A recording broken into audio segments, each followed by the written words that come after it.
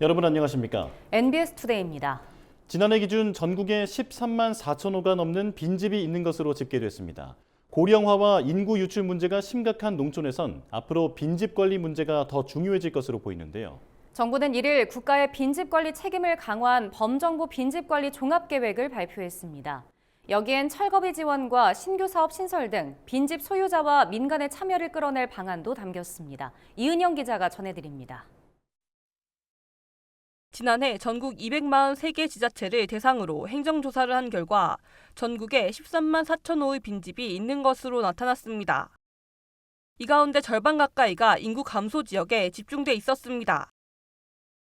인구 감소로 농촌 빈집 문제가 심화하는 가운데 행정안전부와 국토교통부, 농림축산식품부, 해양수산부가 합동으로 1일 범정부 빈집 관리 종합계획을 발표했습니다. 그동안 기초지방자치단체가 담당하던 빈집 관리에 정부가 직접 나선다는 게 크게 달라진 점입니다. 이를 위해 정부는 농어촌 빈집정비특별법과 빈건축물 정비특별법 제정을 추진해 빈집 관리에 대한 국가와 소유자의 책임을 강화할 계획입니다. 특별법을 통해 그간 시군구에만 맡겨졌던 빈집 문제를 국가, 시도, 시군구 그리고 소유자가 함께 책임지는 구조로 전환하고 시군구 지자체에 대한 빈집 관리 지원도 확대합니다.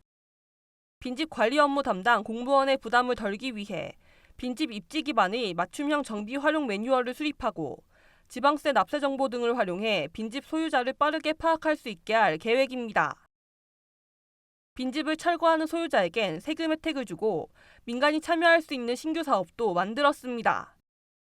빈집 소유자가 빈집을 철거한 후 토지를 공공용도로 활용하면 재산세 부담을 5년간 완화해 적용했는데 이 기간을 활용기간 전체로 확대합니다. 기존에는 주택보다 토지에 매기는 세금이 더 많아 빈집을 철거하면 소유자가 더 많은 세금을 내야 했습니다. 또한 철거비 부담을 줄이기 위해 철거비 국비 지원도 지난해 50억 원에서 올해 100억 원으로 확대합니다. 민간의 참여를 활성화하기 위해서 농어촌 빈집 재생 민박업을 신설합니다.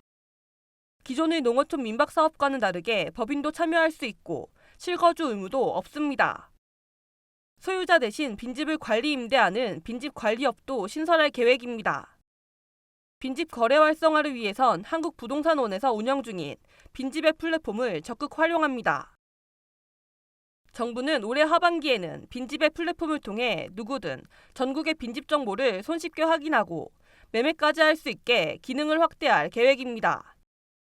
소유주가 빈집을 매매나 임대를 원할 경우에 이 플랫폼에 등록할 수 있도록 하고 거기에 공인중개사를 매칭을 하고 해서 나중에는 이 플랫폼을 통해서 거래가 이루어질 수 있도록 정부는 이번 종합계획을 국가 차원의 빈집 관리의 시작으로 보고 주기적으로 관련 제도 개선 등을 추진하겠다고 밝혔습니다. MBS 이은영입니다.